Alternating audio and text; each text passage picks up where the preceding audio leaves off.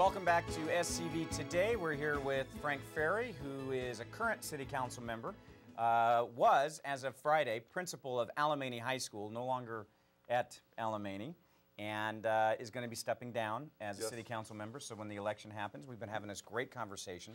And a lot of what we finished with in the last segment was these people that you kind of wished were running. Right. The group that we currently have, they're not as strong as you would like. What should the city and those who are going to be voting be looking for in a candidate in order to be able to get the right choice among the pool that we currently have? Well, I know something that, I mean, I actually have been bantering around the idea of doing my own forum, just me, and inviting who I think maybe the top 5 people are. But like I said before, when it comes around and the city clerk calls your name and it's time to roll call vote, and they call Marcia McLean and Marcia and Bob and me and Tim, it's a yes or a no. And so for me, I would really like to do almost a forum where it's a strict yes or no vote. People need to know where these people stand based on maybe the most 8 controversial issues in the past and maybe the next 8 things pushing into the future. Because it's so easy. I've been to, gosh, at least 3 dozen easy or more candidate forums. And when you're there and you have 2 minutes, I mean, it's difficult to get out what you need in 2 minutes. But what I find for most candidates, they walk the fence. They walk a gray area. I believe this, however, you know, and so they never give you a direct answer, and you never really know where they're coming from. It's like, wah, wah, wah, wah. Yeah, Yeah, and I just... you hear. Yeah, so a yes or no would be good. What would be one question that we should, if I'm to talk to some of these people running, what would be one question I could ask them? Well, I think a question I personally would like to know, and only because it was such an election issue last time where I only won by 32 votes, and I was the top vote getter of the previous 2 elections. My closest and best friend, Lori, you know, I think that issue is what hurt her the most based on public perception versus what the reality was. And I would ask each candidate, based on the facts as they are, we have 1 hospital in the city of Santa Clarita. And the reality is, at any given time, if it was your husband or wife, if it's your son or daughter, and they have to have emergency medical care, at that moment, that's your hospital. And G&L came into our community. Yes, it's a corporation, but they provided the funding in order to build the hospital complex, in order to build the hospital expansion, in order to build the parking. It was a funding means in order to expand the hospital. And Roger Seaver is amazing and is a genius for making it work. And I would ask each candidate, roll call, yes or no. Not, I would do this or I would do that. I mean, everybody could play Monday Day quarterback. Everybody can question me 3 years later after a vote because now we have new facts. That night, that day, we go around, yes or no, because it was a clear, decisive, divisive vote. Tim Ben clearly fought it to the day I die. That guy can't come around and say he was for the hospital. He was anti-hospital. All the people that were supporting him were anti-hospital. They rallied behind that. And I would want to know today that the people who are running that Tim Ben supports, yes or no. And I would want to, because those are the hard decisions this future city council member has to make. Do you think he was anti-hospital, or do you think he was just anti-anything that Frank Ferry and the other council members were for? No, I'll tell you. And the guy, I will give you, Tim Ben's very smart. What I saw him do is we appointed him to the council because he was like the 12th choice. And we appointed him because he made a public statement that he would not run in the next election. At the time, we had a 2-2 split. Cameron moved on to the assembly. And so 2 members wanted Bob Spear, who if Bob Spear ran today for my seat, I would be his campaign manager and I would get behind Bob. I was never against Bob Spear. I was just for Lori Ender. So 2 people wanted Lori, 2 people wanted Bob. And so our position was put Tim Ben there as a placeholder and let Bob and Lori go head to head. Whoever wins, the people elect, that's the person. So the question, help me, Tami. The question was, do you think Tim Ben was actually anti No, the hospital? what I saw Tim Ben then, after he left the council, Tim Ben would come to every council meeting. Every single issue, every single group that came to the council that lost the council vote, he would go to the back of the room, hand them a card, and he would become their advocate.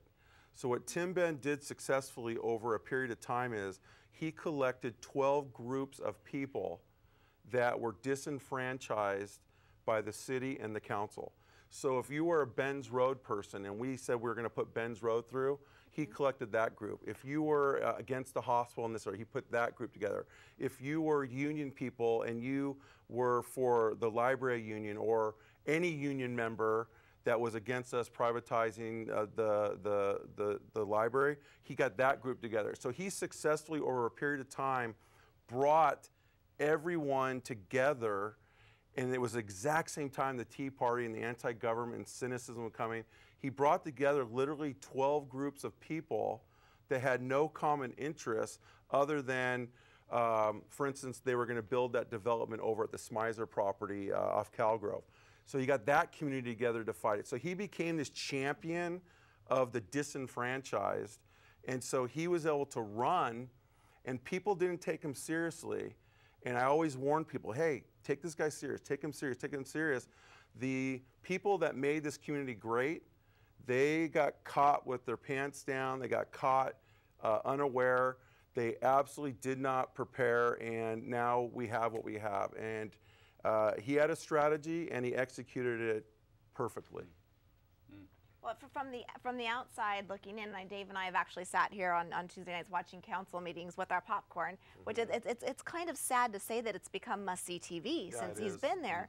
Because, I mean, it's like people say, what are you doing Tuesday night? Oh, I'm watching the council meeting because I got to see what Tim Ben's going to do. You're hoping I'm going to blow up. Yeah, exactly. You're hoping that Tim Ben does something and I can't handle it anymore. That's what you're hoping for. We do, because they give us great stuff to talk about the next day on the show. I know. I hear you do a mean Frank Ferry impression. So. What? I'm Frank Ferry. The city's so great because I'm Frank Ferry and I'm here. Is that accurate? Hi, I'm Tami, and I sit here and Jason Edward. He's the best lover every day. It's Valentine's Day. Yeah, you can play that game, Tami. You got that down. Oh yeah, lots of hands. Cross the leg, lots of hands. I know, it's ridiculous. I know. Make everyone believe that the fire's still burning with you and Jason, probably how many years? I know, 17 years. Trust me, after 17 years, Jason's watching TV and going night-night. He's like, I owe you one, Tami. I'll get back to you. So, you know. He's like, wow, thanks for telling everyone I'm a great lover. Trust me. Tami plays a good game on TV, but at home, trust me, she's in flannels and all the best lingerie was put in a storage box up in the rafters. So, yeah, Jason, I know what you're going through right now. So. Yeah, you got me. Wow, he's nailed it. No, Do you want me to sit over here and go point of order? Point of order? You got to get a little more whiny when you I got to get a little more whiny. Point of order. Ignore him. Mr. Mayor. What? Point of order. Let the man speak. All right, Frank, let's talk about the future because you mentioned that you are an attorney by training. Right. And you have reactivated your license. Right. Talk about what you're going to do now in the future. It's not going to be the city council anymore. You're not going to be at Alamany. Right. What does the future now hold for Frank Ferry? You know, the amazing thing, and you know, my dad is an amazing man. He was a principal. He was California Principal of the Year twice, 78 years old. And so he just brought us up with this three priorities, you know, family first, God, and just community. And so whatever I do, those are always going to be principles that are going to be baseline for me, based on just my dad and mom's upbringing. I had no clue. I've spent my entire life as a public servant. No clue. I left the public retirement system way early because it was best at the time with my divorce to go to Alamany and have my sons live with me full time. So for 10 years, my sons live with me, now they're off. So I had no idea. In the city, I did that. The money is nothing. You know, if people think you make money off this, everyone thinks that's your full-time job making $150K. I think I make like $24,000 a year. I make almost less. He's on SCVTV's payroll. Yeah, I mean, but the reality is I had no idea in the private sector. I'm 48 and I have to really look now towards some retirement because diocese didn't have the retirement. And so I had no idea the private sector, what it pays. And so I've gotten job offers over the course of the last couple of months, but I want to work for myself, and I don't want to have to work for other people necessarily. So I'm looking at some partnerships and relationships where I found over 16 years, and because we are the city to look to model, that I am going to go out, I'm going to help some cities with council, manager, staff, team building, do some SWOT analysis, some strategic planning. And so I really think coming as a mayor, council member from here for 16 years, there's a value for all the other cities in the state. So I am going to look at doing some work for other cities that I just know are interested. But then also something I'm going to do is, and I went to China for a month this last October. And one of the things I successfully did over the last 8 years is I built up a international student program in Alamany. And while all the public schools and private schools were laying off teachers and staff, I actually kept everyone and was able to increase my tuition dollars through international students. And so we went from 10 students to now where I have 120 students in Alamany from China, Korea, Japan. It means $1.5 million a year to our budget. And that $1.5 million kept everybody employed during the recession. And it also allowed me to increase tuition dollars, financial assistance for East Valley Hispanic kids, where I truly believe that if a kid gets a great education and we push them into college, that their parents may never have gone to college, that's how you break a poverty cycle. And so I've seen it work where kids that are so bright, and so, I mean, there's kids I have in the East Valley, Hispanic kids, that could compete with anybody up here in Valencia and Stevenson Ranch when it comes to academics. They just have never had that mentorship or that push on what it is to get to college or how to get there. So as many as those kids I could bring over to Alamany, we really have mentored and pushed them to get into college, and I'm just so proud of the accomplishment. So I know there's schools and there's districts that absolutely want, how do you do it successfully? I just didn't take the kid from China and say, come in, give me your money. I actively made sure they were part of the school community. So Hide is on the football team. Hide was in the Daily News All-Star game from Japan. You interviewed him. Yeah. David is, and these names, I mean, they always come up with their own American name. David's on our hip-hop team that yesterday won a state championship in hip-hop. I got kids on the academic decathlon team. I got kids in yearbook. So I took the international kids and made sure they got a high school experience, but then I developed things for them, like we'll take them to Disneyland, we'll take them to Dodger game, we'll take them to the beach.